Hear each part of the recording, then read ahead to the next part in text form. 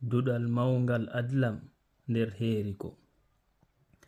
Ko weltare mawnde woni ko adlam heɓi, ko Alhaji Alfa Umaru Bari jeyaɓe heeriko e nder leeluma wontirɓe Gambia woni ko darnuno duɗal ɗo adoɓe humpitade fi adlam, tawi ko Arabu e Faransi wonano jangede e maggal. Nde ɓe humpitino fi adlam, ɓe yiɗi ɓe ƴetti fi mum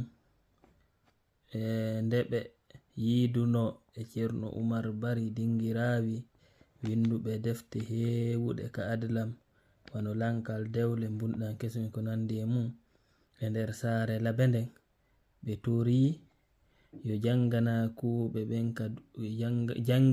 ɓen ka duɗal maɓɓe ekkito adlam. Ceerno Umaru Bari immini Ceerno Aliyu Adlam, on yahi elti ceernoɓe janginayɓe ɓen ka duɗal haa ɓe wawi. Ɓawti ɗum Alhaji Alfa Umaru Bari yamiri naadugol adlam ka duɗal.